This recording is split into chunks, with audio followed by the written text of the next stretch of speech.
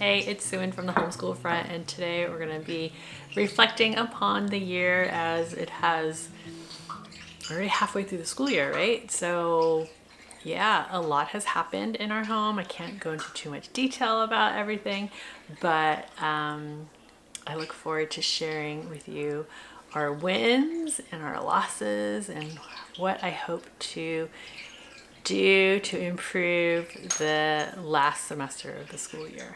Or quarters. I don't know. Do we do quarters? This would technically would be second quarter, right? I don't know. I'm so confused because we do homeschool year round. So technically I should be looking at everything as in quarters. So this video is part of a collaboration from Davene at Calm in the Chaos Homeschool. Make sure you check out her channel. And there is a playlist down below as well that I'll link to, that you can check out other homeschool moms or dads or parents or homeschool grandparents even, as they share their mid-year reflection. So let's get to it. Our first half of the year started off, the first week started off great, the first like 3 days or so, and then bam, our life changed drastically. We had to kind of put homeschooling on hold.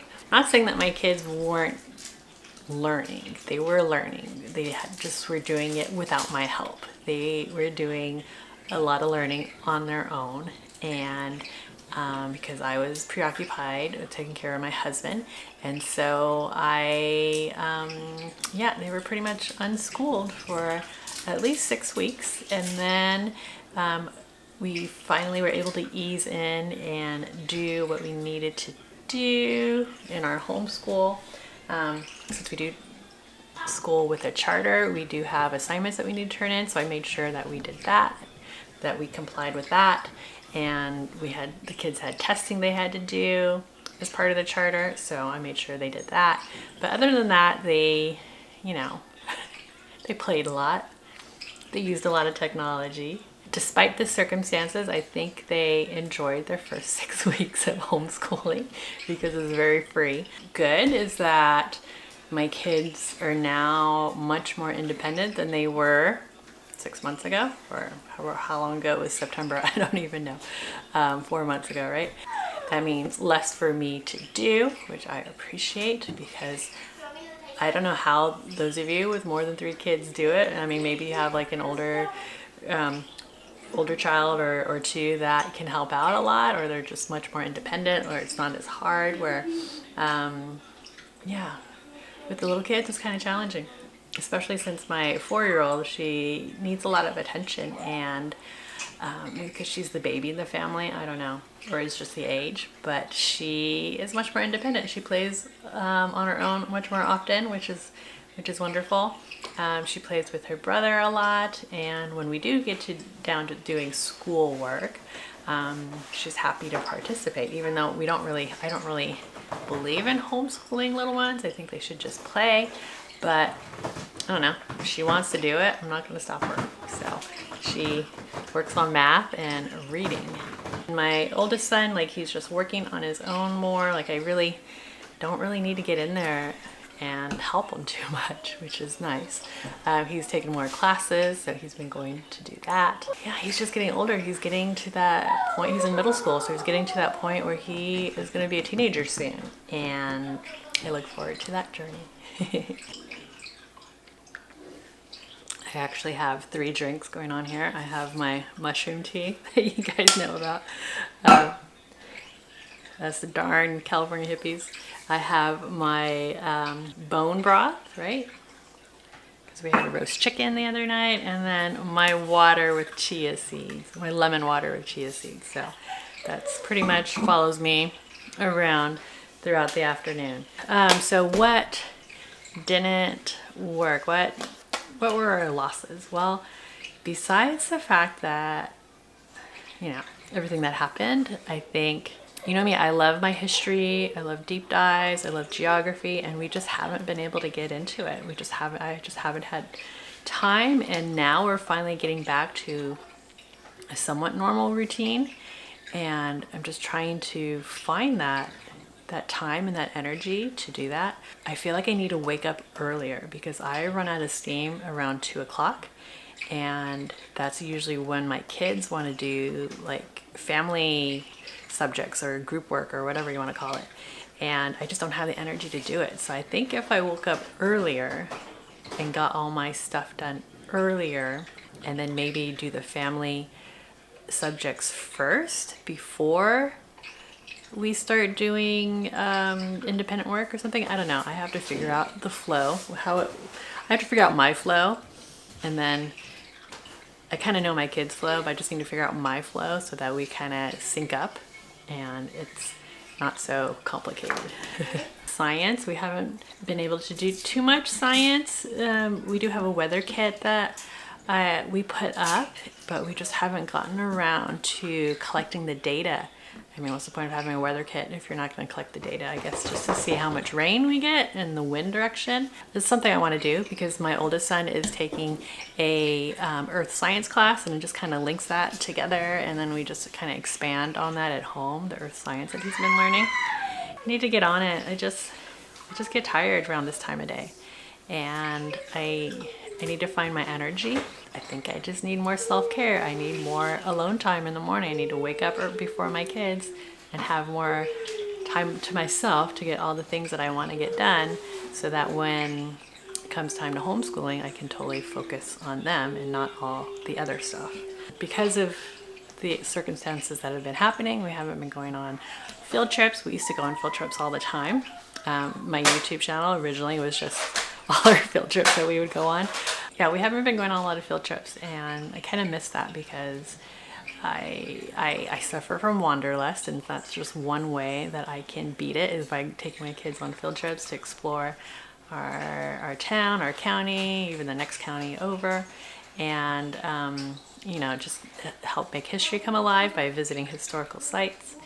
And we need to do that again, and hopefully we will.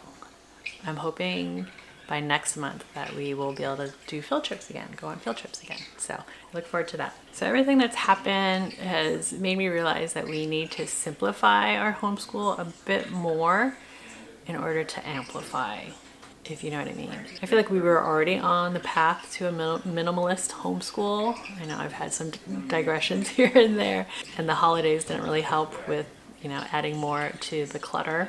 I feel like the traumatic event that we went through kind of pushed us a little bit faster down the path towards minimalism. We don't need so much stuff in our homeschool. We don't need so much curriculum. We don't need all the paper. We don't need... So sometimes you get those emails from homeschoolers that you follow that share like digital downloads. Like, I don't mind like the little ones, but sometimes they're like these big packages that with like hundreds of PDFs that you can download and use, and I feel like that's cluttering up my digital space on my Google Drive, and I need to stop buying them because we're not really using them. My kids aren't really into like worksheets and stuff like that, so I need to incorporate more hands-on activities with them. So that's something I want to do this next half of the year is more hands-on activities, having less stuff, less things. Like, I need to clear out our homeschool resources. And I also plan on bringing back our deep dives. Like, we were supposed to do a geography deep dive, which we started, but we just never really dove in deep. And so I want to do that. So I think we're going to spend, 30 days or a month to just kind of dive deep into geography, US geography, and see how that goes, and then take a break, because I think like 4 weeks is enough. 4 to 6 weeks is enough of a dive, and then you just need a break and do something new so you can just absorb that information a little bit better. And then, like I said, we've been having a lot of rain here in California, and we need to utilize our little mini weather station that I got, and you start collecting data and learning about our weather here in Southern California. And then finally, starting in February, I would like to at least go on at least 1 to 2 field trips a month. I mean, we used to do 2 to 3 a month, but I think 1 to 2 is a good start, What is that saying? That if you want to do something, you can't be in a rush. I don't know. I can't remember. But pretty much like if you're running a marathon, you don't go full speed the first half, you know what I mean, or the first part. You kind of like slow and steady, and you just kind of build up your speed. And so I think the same goes with anything else in life. When you're starting something new, is you don't need to do all the things all at once. You just need to do one thing and just implement that until it becomes a habit, or becomes a routine, or becomes enjoyable, and then build on upon that. So 1 to 2 field trips a month will do. And then, just taking things one day at a time, like I said earlier. It's part of being a relaxed homeschooler is to be flexible, is not to have too stringent of any plans, any goals as well, and to just be able to pivot. And I think we pivoted pretty well the last few months, and it's time to pivot again, and just take things one day at a time. Take breaks. I need to be conscious of my kids, how they're feeling, and myself, how I'm feeling, and take breaks when needed. And I know when we take breaks throughout the day, like, we're better able to learn. So I guess kind of like that Pomodoro technique, if you're familiar with that, where you just kind of, with kids, they can handle like 10-15 minutes of work and then take a 5-minute break. With adults, we do 25 or more minutes of work and then take 5 to 10 minute break, just to get into that diffuse mode, so that we can absorb the new information that we learned and to be more active. We did get a puppy.